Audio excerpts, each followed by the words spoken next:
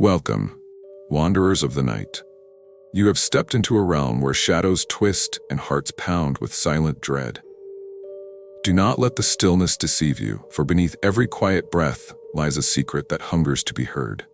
In these next moments, you will be guided through corridors of doubt and haunted memories, where fragile minds tremble on the brink of their own unraveling. Steel your nerves and keep your senses sharp. Once you glimpse the darkness that lurks within these tales, it may refuse to ever let you go. Now prepare yourself for the descent, and listen closely. Elias Whitcomb was a reserved painter of modest acclaim, known for capturing fleeting, melancholic beauty on his canvases. He lived alone in a cramped attic room, high above the indifferent city streets. Daily, the routine he clung to was a gentle sequence of brushstrokes, slow sips of tea, and longing glances at the world outside his small window. Few recognized how deeply he yearned for artistic perfection. Fewer still understood the torment this yearning inflicted on him. In the early days of his career, Elias had found modest success with paintings that evoked a quiet sense of yearning. Critics used words like ethereal and delicate to describe his style. But while those accolades briefly fed his pride, a subtle dissatisfaction gnawed at him whenever he looked upon his finished work. He saw imperfections no one else noticed, small betrayals of the vision he carried in his mind.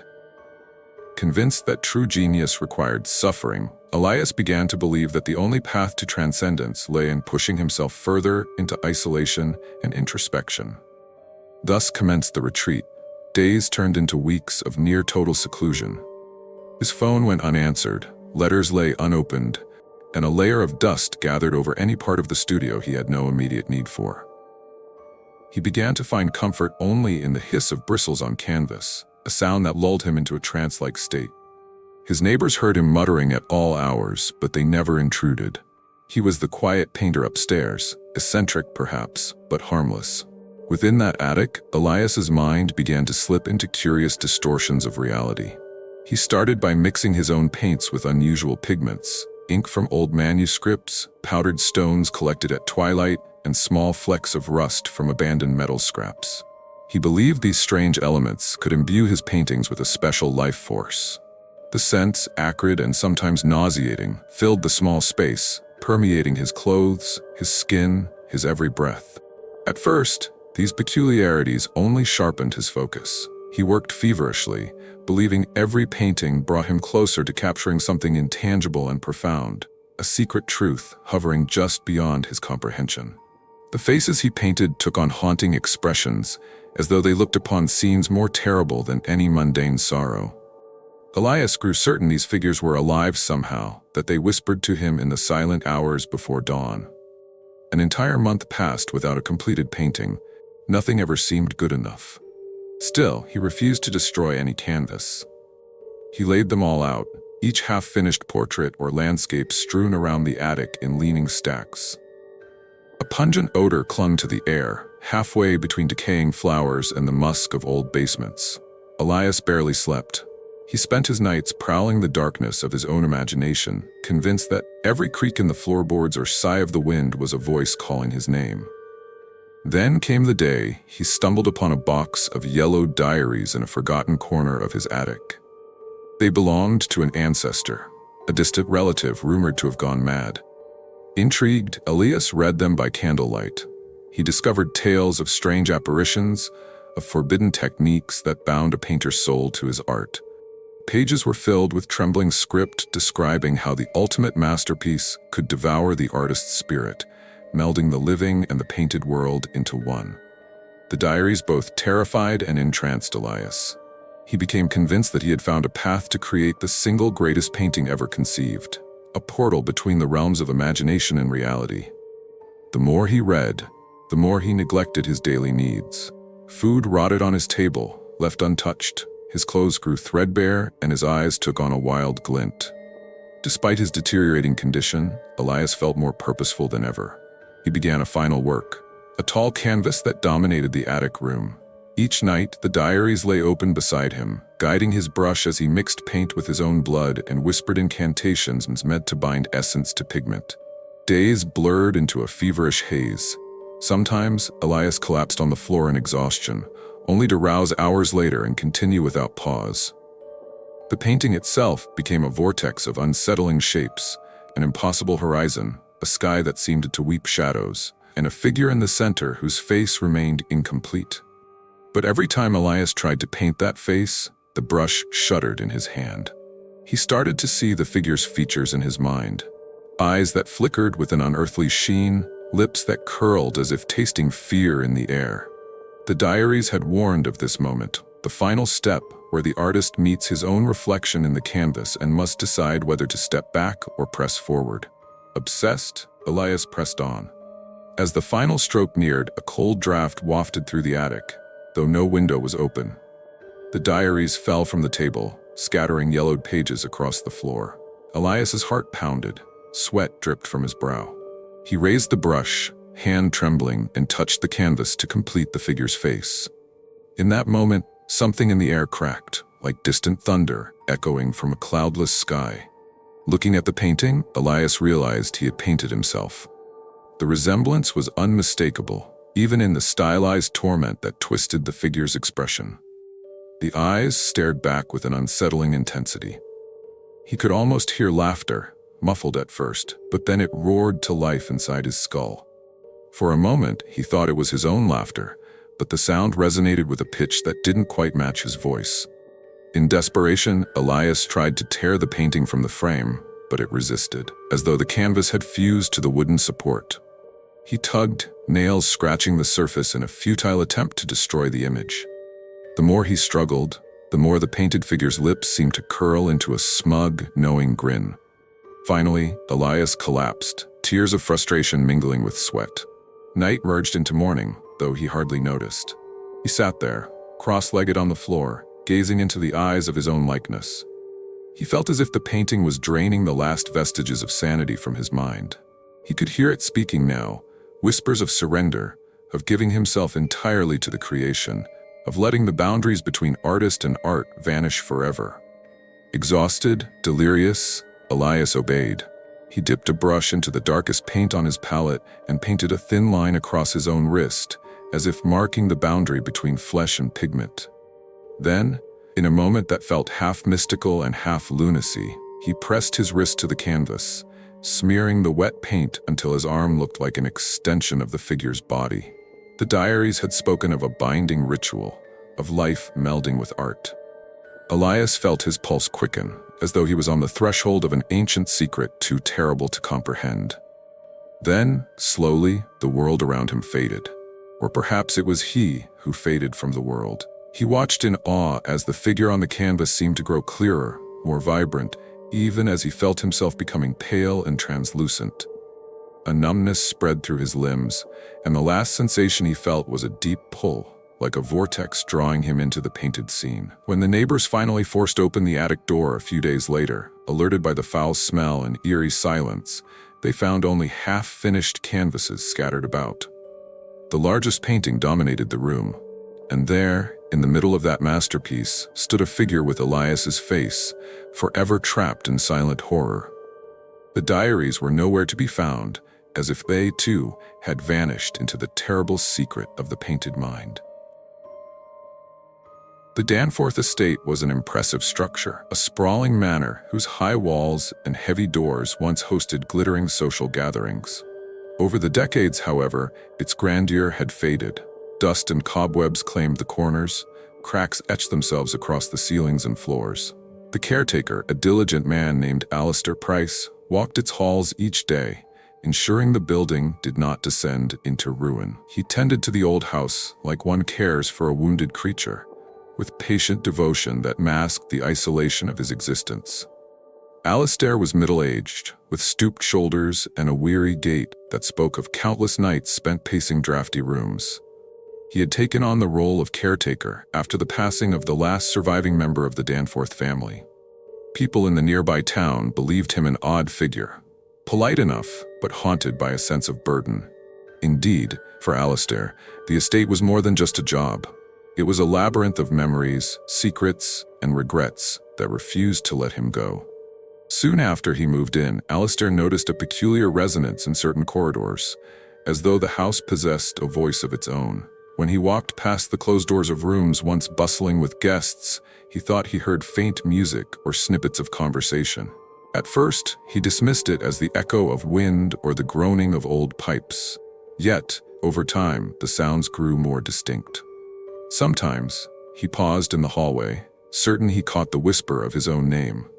Unable to confirm their source, he pressed on, determined to maintain order in the aging estate. Mornings were the calmest, bathed in pale sunlight that filtered through dusty curtains.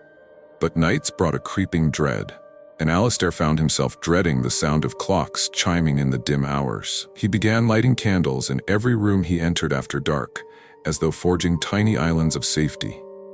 Each flickering flame reminded him that he was not truly alone, yet he could never shake the sense of another presence just beyond his vision. In the library, which once boasted a vast collection of rare volumes, Alistair set about cataloguing the estate's contents. This task should have been straightforward, but as he ran his fingers over the spines of old tomes, he noticed certain books were missing. At first, he thought they might have been misplaced. However, when he discovered odd gaps on the shelves, every so often a row of empty spaces as though entire sections had vanished overnight, he felt a surge of unease. Carefully, he checked the estate's records but found no mention of books being removed. He began to suspect that he was forgetting their existence entirely, which left him both confused and unsettled. One evening, after a long day of menial repairs, Alistair resolved to explore the western wing. Rumors said that this part of the estate was locked tight after a tragic incident involving a child from the Danforth family generations ago. The caretaker had never believed in curses or ghosts, but curiosity gnawed at him. He pushed open the heavy door that led to the wing, wincing as the hinges screeched in protest. The corridor beyond was blanketed in thick dust, illuminated only by the weak light of his flickering lantern. He walked slowly, peering into empty rooms where old furniture lay draped in sheets. In a small parlor, he thought he saw a movement in the corner. He aimed his lantern's light toward it, but found nothing but a tattered chair. Yet an odd sense of displacement settled over him, and he felt as if someone had just been there, watching. Trying to dismiss his unease, he stepped back into the corridor and continued. Farther in, he came upon a door that refused to budge. It was locked, and despite Alistair's jangled ring of keys, he could not find one that fit. He pressed his ear to the door, faintly, so faintly he wondered if it was his imagination. He heard the sound of a child's laughter. The hair on the back of his neck prickled. Slowly, he backed away. Though he could not explain it, he felt an intense certainty that something wanted him to break down that door, to see what lay beyond. The urge felt almost like a compulsion, but fear kept him at bay, urging him to retreat. That night, Alistair scarcely slept. He dreamt of a young child standing behind that locked door, beckoning with hollow eyes. Upon waking in a cold sweat, he realized the estate had begun to sink its roots into his psyche. Days passed in a fog of unease. He began to misplace items, a ring of keys, a ledger book, a lamp, and find them later in different corridors. Worse, he started hearing footsteps behind him, echoing in the hush of the hallways.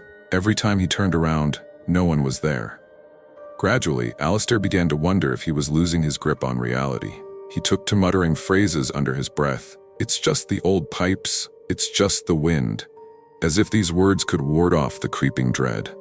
Yet the illusions, or whatever they were, intensified. In the dining hall, he caught glimpses of shimmering figures seated at the long table, silent yet present. Whenever he blinked, they vanished, leaving only the stale air and rotting tablecloth. Late one evening, after a frantic search for some missing documents, Alistair found himself once again standing before the locked door in the western wing. This time, he felt a calm resolve settle over him. Something inside him insisted he had to know what lay beyond that threshold. With renewed determination, he used a crowbar to pry the door open. Wood splintered, the lock gave way, and the door creaked aside. The room beyond was small and sparse, dominated by a single bed with rumpled blankets. Old toys lay scattered on the floor, thick with dust. Alistair's lantern revealed peeling wallpaper and scratched floors.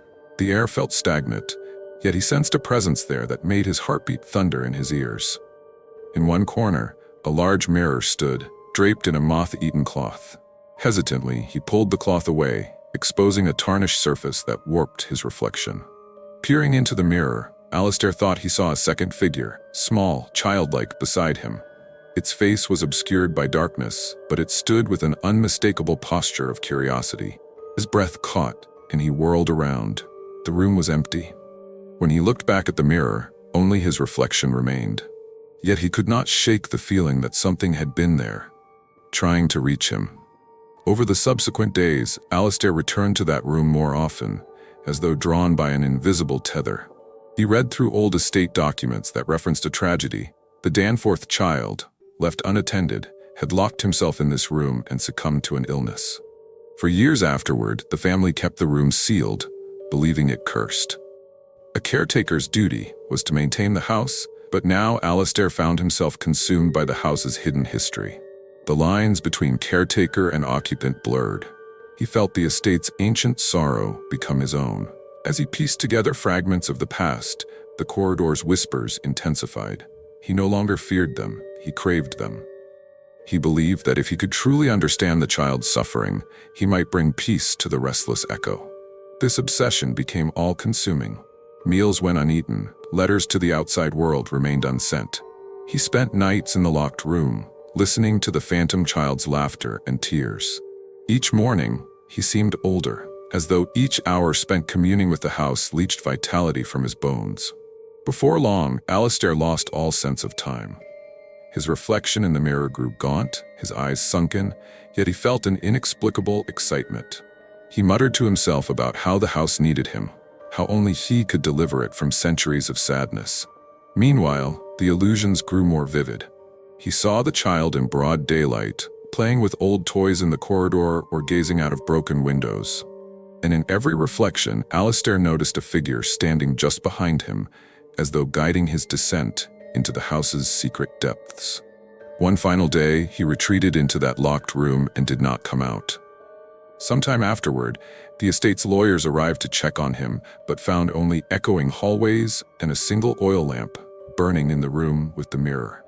The caretaker was gone, leaving behind no note, no trace of his body, only a sense that the house had claimed him at last. If one were to gaze into that tarnished mirror, they might catch, at the edges of the reflection, the faint silhouette of a weary man and a quiet child side by side, both trapped in the estate's haunted corridors for eternity. Miriam Sandoval was not easily rattled. An inquisitive researcher at the local historical archive, she had spent her life sifting through dust-laden manuscripts and half-forgotten diaries, searching for threads of truth behind local legends. Resilience was part of her character, as she had encountered her share of unsettling folklore. Yet when she came across an unmarked journal, buried in a crate of miscellaneous estate donations, she felt a prickle of apprehension unlike anything before. The journal's cover was nondescript, brown leather, worn at the edges. But when Miriam opened it, she discovered its pages were filled with a fluid, looping script in dark ink that seemed to glisten no matter the lighting. At first, she assumed it was written in an archaic form of the local dialect, yet she soon realized she could read it effortlessly, as though her mind translated it automatically. Intrigued, she settled at her desk and began to pore over its contents.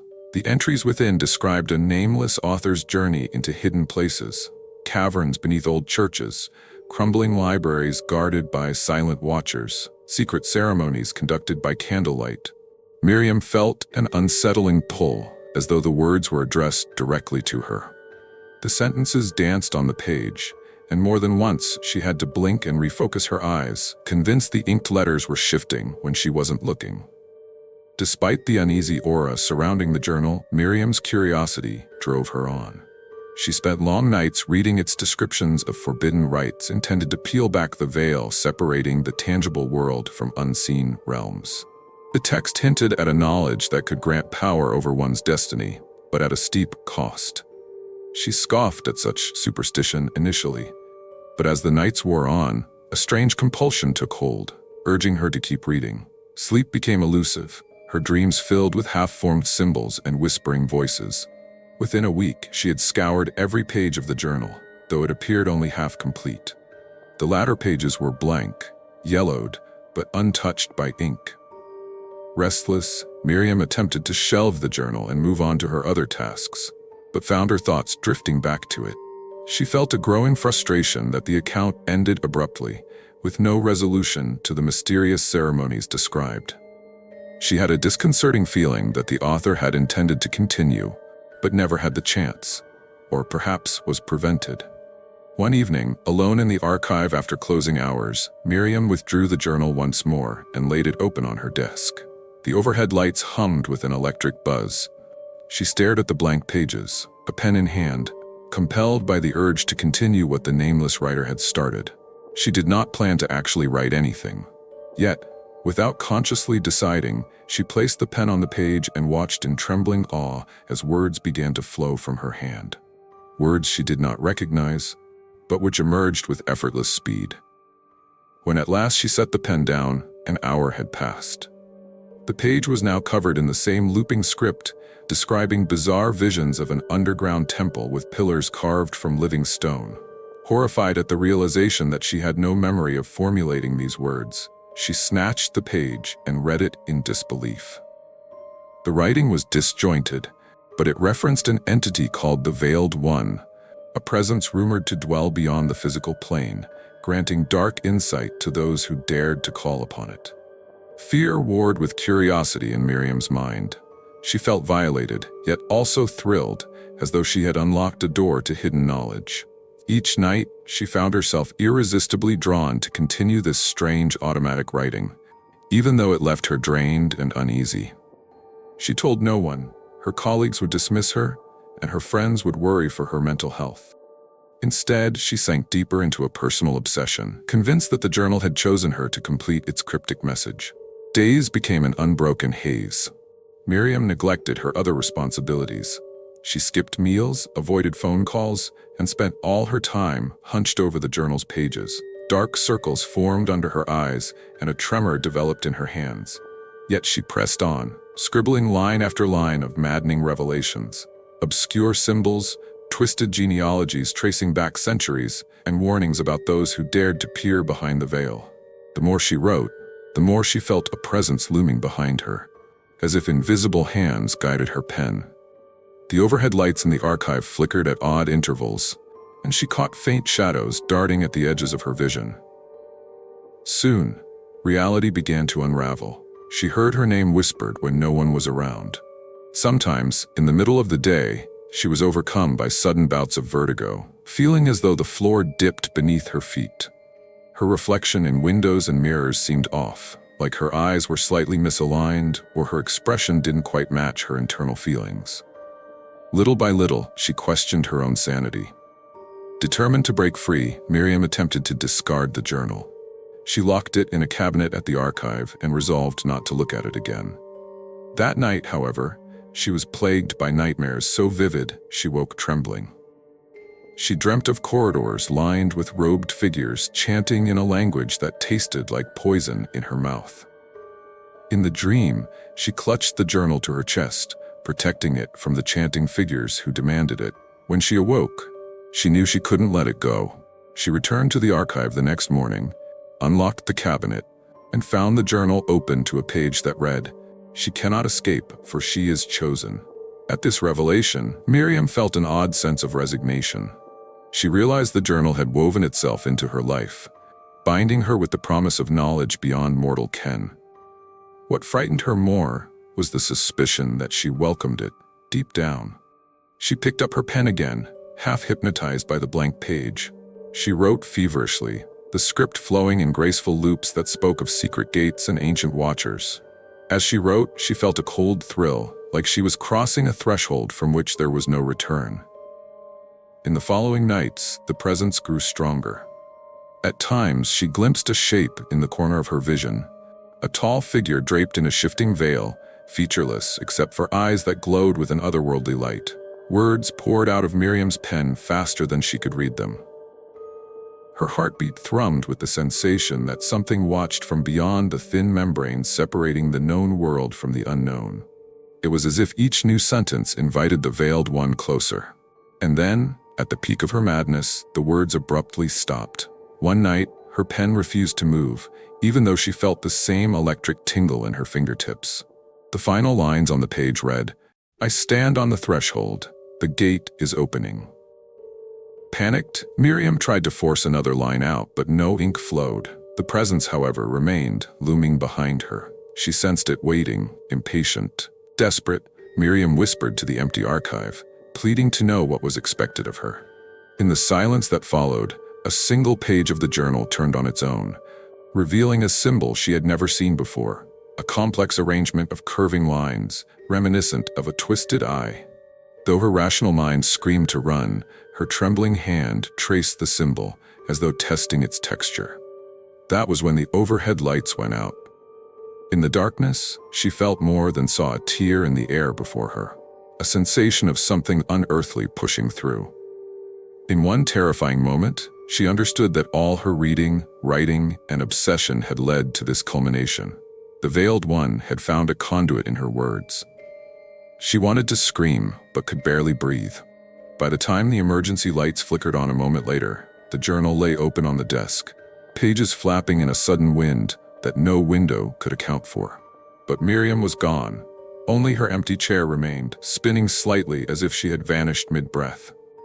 In the echoes of that silent archive, there was no trace of struggle, no sign of forced entry, just the final page, where fresh ink bled into the paper.